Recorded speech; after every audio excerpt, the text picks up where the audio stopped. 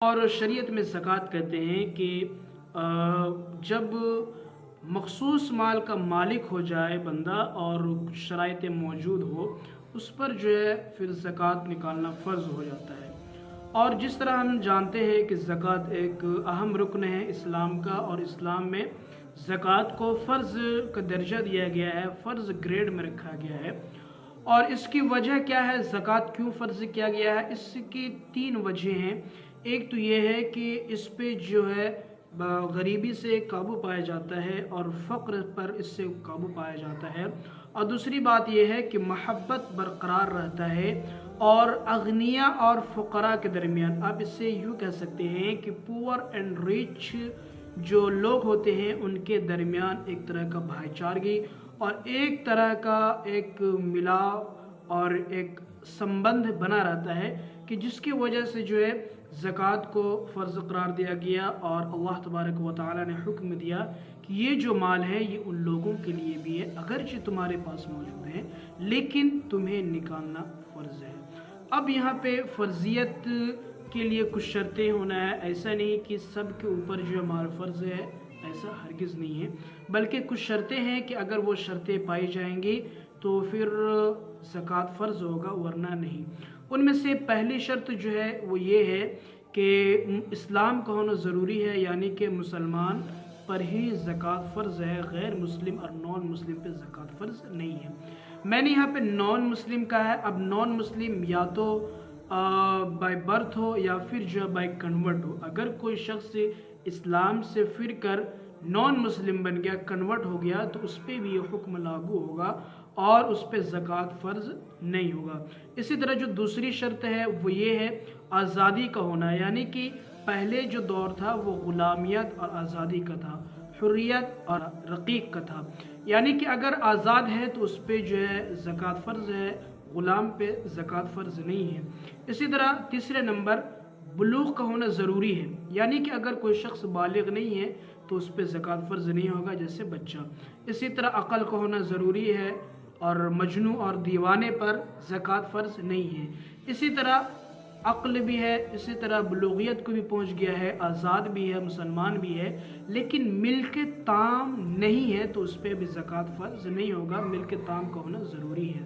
اب ملک تام سے یہاں پہ کیا مراد ہے، کسے کہتے ہیں ملک تام؟ ملک تام کا مطلب یہ ہے کہ ایک شخص تو مالک ہے لیکن اس کے قبضے میں نہیں ہے، تو مملوک فی الید ہونا ضروری ہے اور شرط میں سے ہے۔ اگر مملوک فی الید نہیں ہوگا تو پھر زکوٰۃ فرض نہیں ہوگا۔ جیسے کہ کوئی شخص کسی چیز کا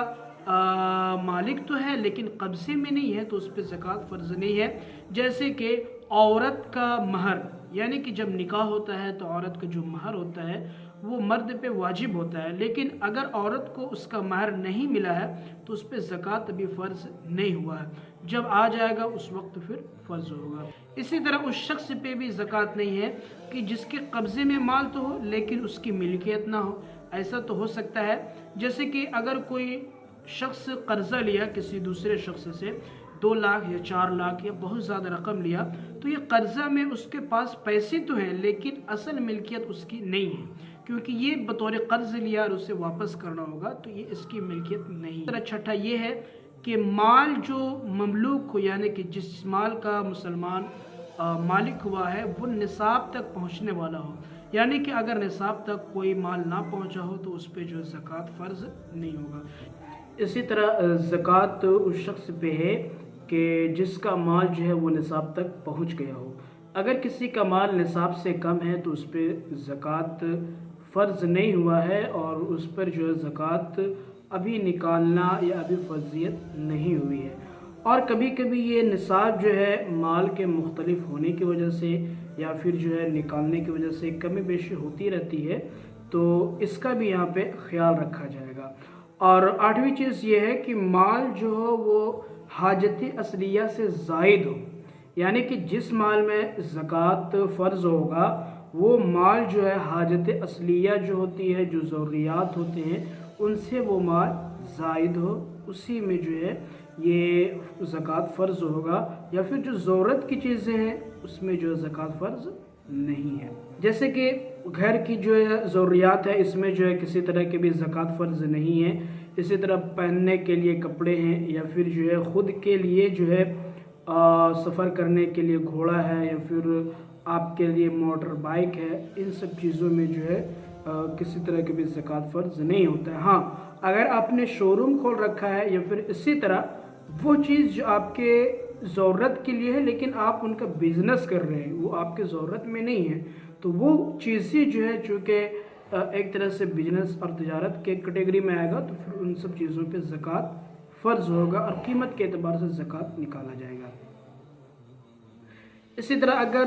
کسی کے پاس جو بہت ساری کتابیں موجود ہے اور وہ کتابیں جو ہے پڑھنے کے لیے ہیں، تو ان کتابوں کے اوپر بھی زکوٰۃ فرض نہیں ہوگا، اس لیے کہ وہ کتابیں تو علم دین حاصل کرنے کے لیے، لیکن اگر کوئی شخص کسی کا کتب خانہ ہے، کوئی کتابوں کا کاروبار کرتا ہے، تو پھر وہاں پہ مسئلہ چینج ہو جائے گا، اور چونکہ یہ تجارت کے کیٹیگری میں آئے گا تو وہاں پہ اس پہ زکوٰۃ پھر فرض ہو جائے گا۔ اسی طرح وہ مال جو ہے وہ قرض سے بالکل علیحدہ ہو، اگر قرض کا مال ہے یا پھر دین ہے تو اس میں جو ہے ادا نہیں ہوگا۔ اسی طرح مان لیجئے کہ کسی کے اوپر جو اتنا قرض ہے کہ اس کا جو مال ہے اسی میں سب چلا جائے گا، یا پھر جو اس میں کمی کر دے گا اور اتنا کم کر دے گا کہ نصاب تک مال نہیں پہنچے گا۔ مثال کے طور پر کسی شخص کے اوپر 5 لاکھ قرض ہیں اور اس کے پاس 5 لاکھ رقم بھی ہے، اب اگر وہ قرض کی ادائیگی کرے گا تو اس کے پاس پیسے تو نہیں رہیں گے، تو اس شخص پہ زکوٰۃ فرض نہیں ہے، ٹھیک ہے، کیونکہ وہ مقروض ہے۔ اور اگر اس میں سے جو ہے 4,99,000 قرض میں چلا جائے گا، اتنے قرض اور 5 لاکھ ہے تو 1,01,000 میں تو زکوٰۃ فرض بھی نہیں ہے، کیونکہ ابھی جو کیونکہ زکوٰۃ کی فرضیت جو قیمت میں ہوتی ہے، بینک بیلنس میں ہوتی ہے، وہ وقت کے حساب سے اور جس طرح جو ہے سونے چاندی کی بازار میں قیمت ہوتی ہے، ہر سال جو ہے یا تو امارت شریعہ کے ذریعے سے یا پھر جو ہے دارالافتاء کے ذریعے سے اس کا علاقے کے اعتبار سے اعلانات نکالے جاتے ہیں اور اعلانات کر دیے جاتے ہیں۔ تو اس چیز کا آپ خاص خیال رکھیں کہ اس وقت کیا ریٹ چل رہا ہے اور کتنی قیمت میں جو ہے زکوٰۃ فرض ہو رہا ہے، اس حساب سے زکوٰۃ نکالنے کا اہتمام کریں۔ اسی طرح جو ہے وہ بڑھنے والے مال ہو، بڑھوتری والے، جیسے کہ اب یہاں پہ ہو سکتا ہے کہ یہ حقیقتاً ہو یا پھر تقدیراً ہو، دونوں چیزیں ہو سکتی ہیں۔ حقیقتاً کی مثال جیسے کہ کسی شخص کے پاس جانور تھے اور وہ بڑھتے بڑھتے زیادہ ہو گئے، تو جیسے کہ بکری میں ہے، بھیڑ میں ہے یا اونٹ ہے، تو ان میں جو ہے زکوٰۃ فرض ہوگا، یا پھر اور بھی جو جانور ہیں، یا پھر حقیقتاً تو بڑھوتری نہ ہو رہا لیکن تقدیراً، یعنی کہ قیمتاً بڑھوتری آپ کہہ لیں، جیسے کہ سونے اور چاندی ہیں کہ ان کی جو ہے بڑھوتری ہوتی رہتی ہے اور ان کی قیمت جو ہے بڑھتی رہتی ہے، تو اس اعتبار سے بھی بڑھوتری ہو تو اس میں جو ہے ادائیگی ہوگی۔ تو یہ ساری چیزیں جو ہے اس میں جو ظاہر سی بات ہے، جب نصاب ہو جائے گا تو زکوٰۃ فرض ہو جائے گا۔ اچھا، یہ سونا چاندی چاہے تو بالکل دھات کی شکل میں ہو یا پھر جو ہے اسی طرح زیور کے شکل میں ہو، ہر صورت میں جو ہے زکوٰۃ فرض ہوگا۔ اگر وہ نصاب کے بقدر ہے تو زکوٰۃ فرض ہوگا، یا پھر جو ہے ایک یہاں پہ مسئلہ یہ آتا ہے کہ اگر سونا چاندی تو ہے لیکن جو ہے اس کی وہ نصاب نہیں ہے، تو پھر ایک صورت یہ ہے کہ قیمتاً بھی دیکھا جائے گا۔ کئی صورتیں ہیں ادا کرنے کے، آپ جو ہے یا تو سونا چاندی میں سے ہی ادا کر سکتے ہیں، یا پھر جو ہے اس کو جو ہے اس کے بدلے قیمت بھی ادا کر سکتے ہیں۔ یہ جو ہے آپ اپنے ادارے کے حساب سے، یہ آپ اپنے امارت الشریعہ کے اعلانات کے حساب سے، اپنے قریبی جو ہے دارالافتاء وغیرہ ہے وہاں سے اعلانات جو نکلتے ہیں اس کے حساب سے آپ زکوٰۃ کی رقم ضرور لیں۔ اور پھر جو موتی ہوتے ہیں اس میں جو ہے زکوٰۃ فرض نہیں ہے، جیسے کہ ہم موتی عام طور پر بازار میں دیکھتے ہیں۔ اسی طرح کچھ چمکدار جو یاقوت ہوتے ہیں اس میں بھی جو ہے کسی طرح کے جو ہے زکوٰۃ فرض نہیں ہے۔ ہاں، اگر یہ ساری چیزیں تجارت کے لیے ہوں اور پھر تجارت چونکہ بڑے پیمانے پہ ہوتا ہے اور تجارت میں اس کے شرطیں موجود ہوتی ہے تو زکوٰۃ فرض ہوتا ہے، لیکن اگر آپ موتی پہنے ہوئے ہوں تو اس میں جو ہے اس کا کوئی نصاب نہیں ہے، اس میں زکوٰۃ فرض نہیں ہے، اور نہ ہی تو یہ بڑھنے والا مال ہے، نہ ہی تو